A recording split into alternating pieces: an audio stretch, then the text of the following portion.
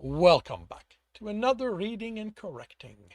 With me, Kindar, the Tiger Writes, and Ty, the Tiger Supervisor.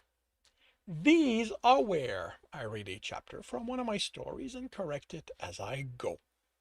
If you want to listen to these live, it's every Tuesday morning, 8 a.m. Eastern Time on Twitch. And if you are looking to support me, that is on my Patreon. Today we are doing chapter 14 of The Captain's Heart. Tibs winced his good shoulder to the wagon along with the others as he pushed with all the unaided strength he had. the effort of attempting to lift it out of the mud strained him all the way to his injured arm. There were different ways he could make this easier on everyone. He could increase his strength with earth, use an air etching to help them push the wagon up, loosen the mud holding onto the wagon's wheels with either earth or water.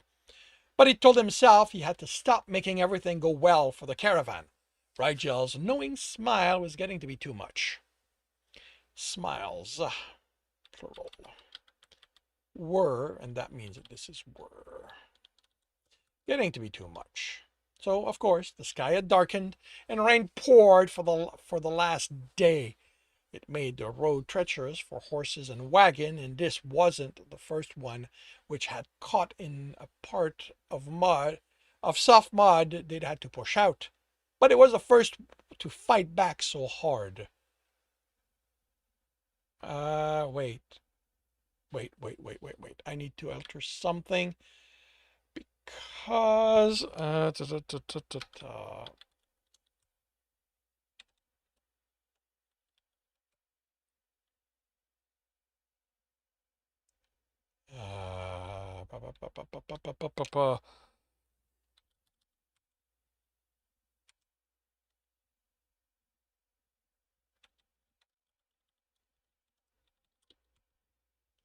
okay, I am confident that there's something about the wagon slipping.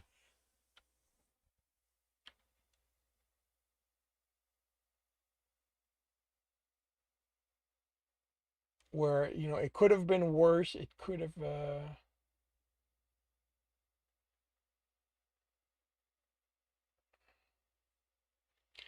I'll come back if I encounter that. But it was the first to fight back so hard. This isn't working, the wagon owners said, defeat in his tone. The man was older, had been with Rigel's caravan for years now. He'd like to say the best of the caravan he traveled with. They relaxed with a unified sigh, and the wagon's wheel dropped the little they managed to lift it. The mud was no more than 2 hand span from the hub. He shared the general bafflement as to how this had happened. The wagon wasn't the first, followed the... Okay, this is actually... it should have stayed in the tracks the previous ones dug. It slowed them, but should have kept it from sliding off the side into the softer soil. Okay. So I'm surprised that I missed it. First one which had caught in the part.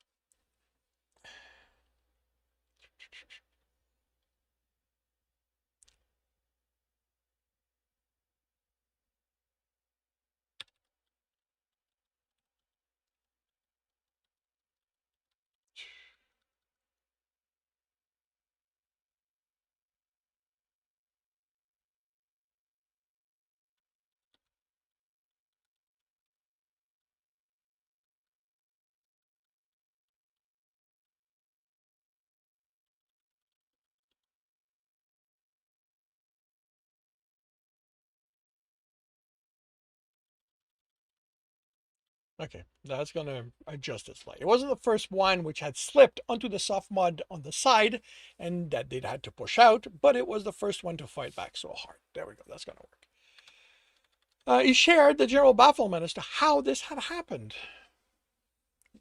The wagon wasn't the first and followed in line with those ahead. It should have stayed in the tracks. The previous had dug. It slowed them, but it should have kept it from sliding off the side onto the softer soil. The One fortunate aspect to this was that the man was experienced enough to have properly secured his wares, and that had happened that and that and they had happened to be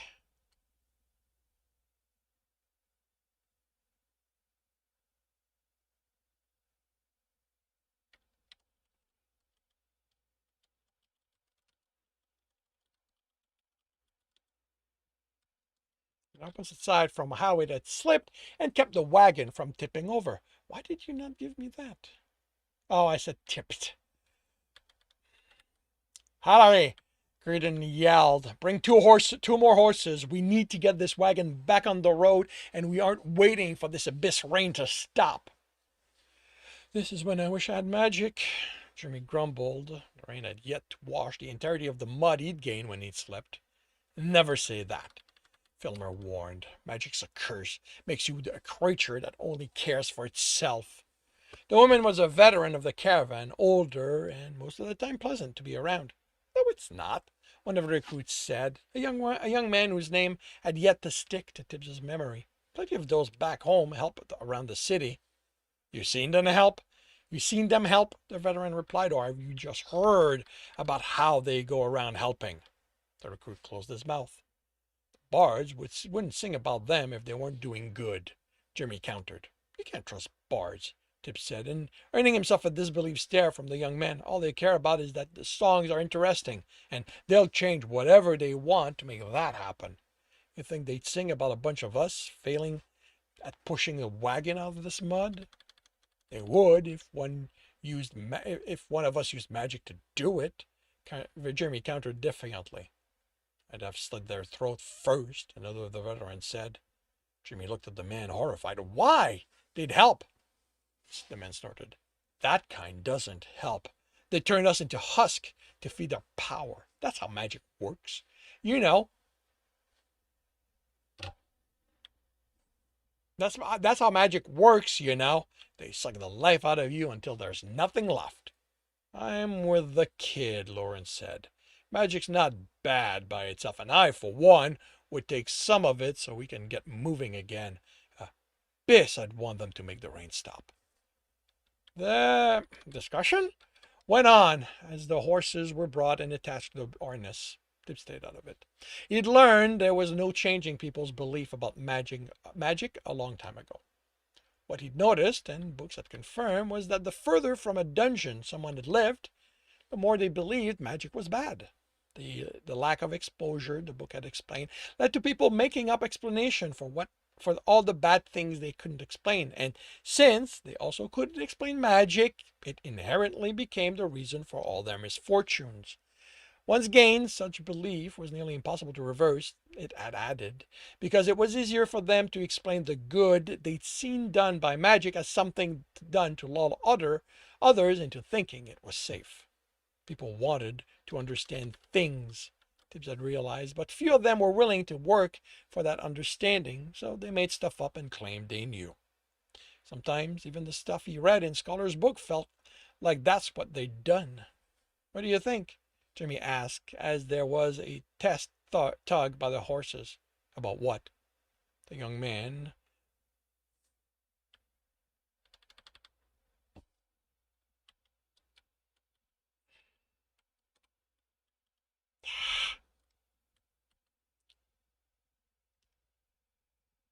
Oh, because I'm on the wrong.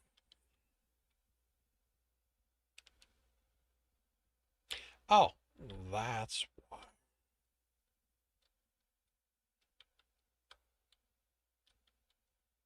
Let's try this again. Let's find the place we were again.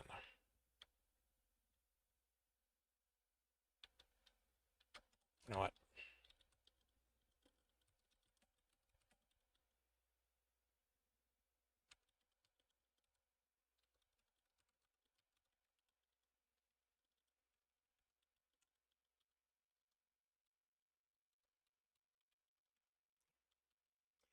About what? If an adventurer rode by, would they keep going, like Bartos said? He shrugged.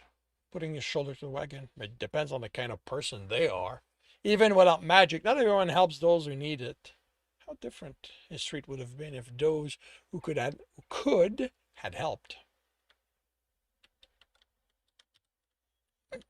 Help Mama and him. On my mark, Graydon called. Then left. They pushed and groaned. The wagon rose, then stuck, the mud sucking at the wheels, feet sliding. There were curses, muttered demands for help from the elements, mostly earth and water, and as the wagon began sinking again, Tibs had enough.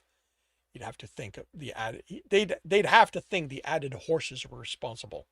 He loosens the mud around the wheels and hardened that what was under their feet. With a jerk, the wagon lurched forward, and Tibs was among those who slipped in the process and fell. Unlike the others, he cursed as pain erupted from the impact of his injured shoulders hitting the ground. Cheer rose around him.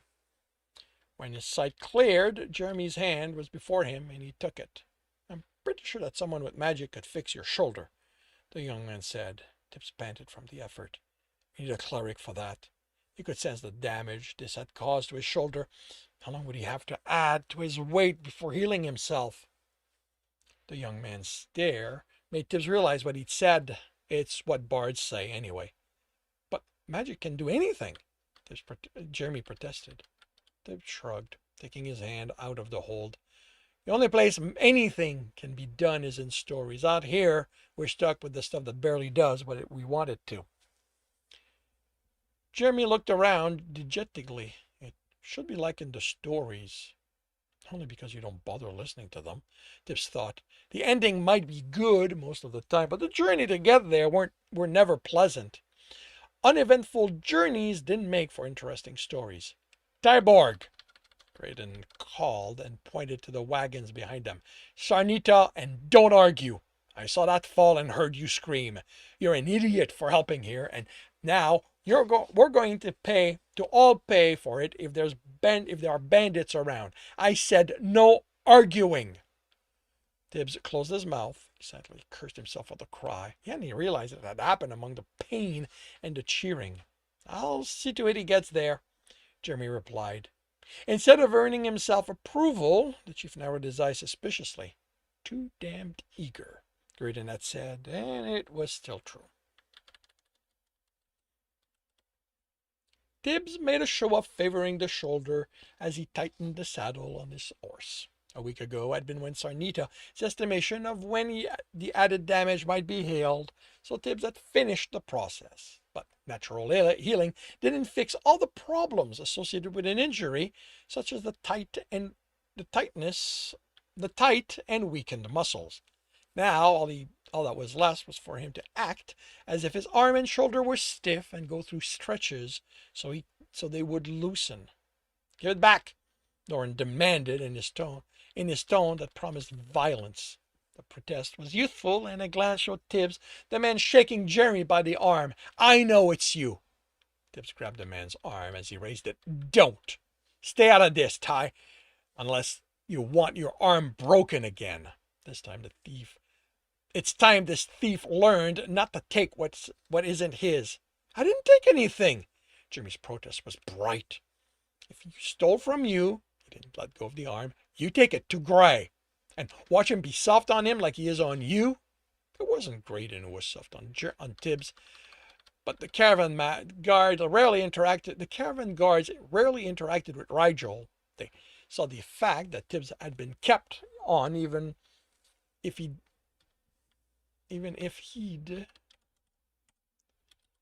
been injured as the guard chief's decision while he fought against it with all his might. You don't like how he does thing, you need to find another caravan to work with. I'll fucking do what I want, Lauren snarled. You do what Graydon says to do, and you know he doesn't tolerate infighting. You hit him and Gray throws you out. You're going to tell him? The man's tone defiant. Yes. He let the arm go. Lauren glared at him. You fucking better keep your man away from my thing. I'm not his man, Jeremy protested. Lauren snorted. Sure, that's why you aren't at his side all fucking day long. He turned and headed for the assembled guards. It was where Graydon would be, which meant Tibs had a decision to make. He faced Jeremy. "I'm not your man," the young man stated. Tibs studied him, looking for clues as to what would help him decide what to do. Knowing Jeremy had lied about not stealing from Lauren didn't give him a way to address it, not without questions being raised. Then he noticed the hand in the pocket clutching a metal item. He couldn't make out the shape from the essence alone. "What are you holding?" "It's mine." The protest was bright again. Tibbs narrowed his eyes. "Don't make me pull your hand out." Jimmy tried to outglare him, but ended looking away. He took it out and opened it.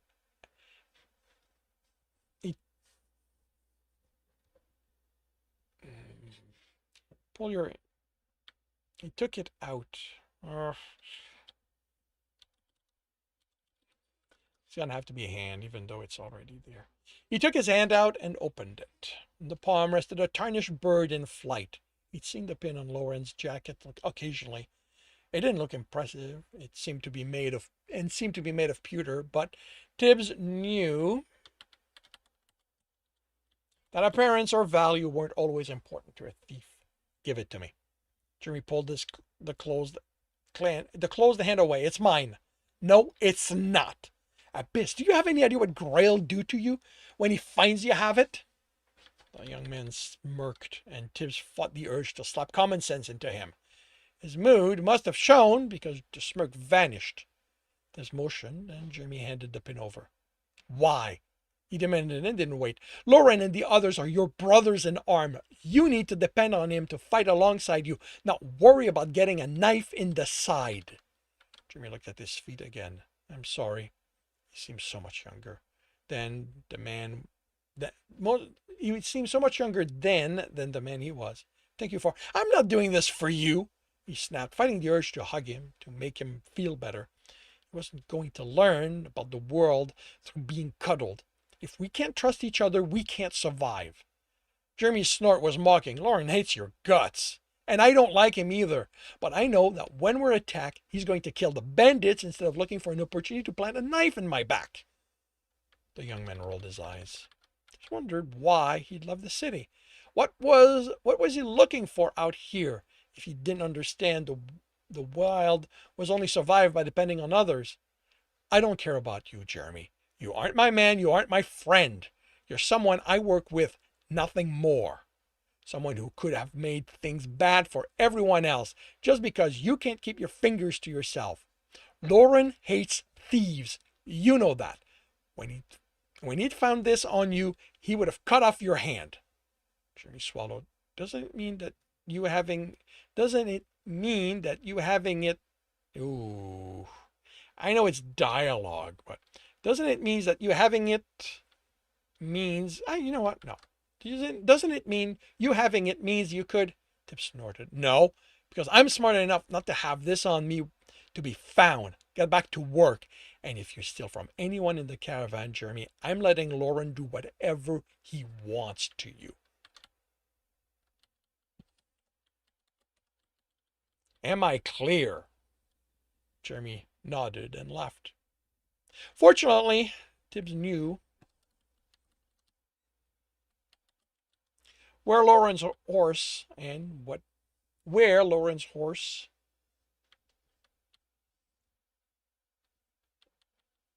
was, and that it would be unattended while he spoke with Graydon. He didn't know which satchel the jacket was usually in, so he couldn't avoid the man's suspicion, but Lauren wasn't an idiot. Without proof, Graydon wouldn't do anything. He'd trust that if Jeremy was the kind of thief Lauren claimed he was, he'd steal again, get caught, and be brought before him to deal with.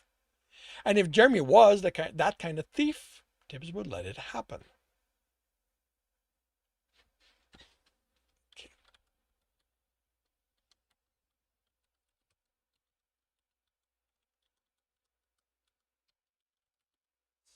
The chief would trust that if Jeremy was the kind of thief Lauren claimed he was, he'd steal it. Okay, there we go. That's going to work better. And that brings this chapter to an end. If you are enjoying this, please leave a like.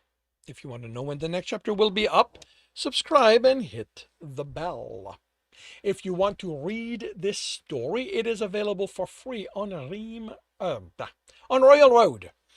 If you want to support me and read ahead of Royal Road, that is on Ream's story, where we are about a dozen chapters ahead. If you want to listen to these live, it's every Tuesday morning, 8 a.m. Eastern Time on Twitch and YouTube. Links are in the notes. And with that, I shall wish you a good day.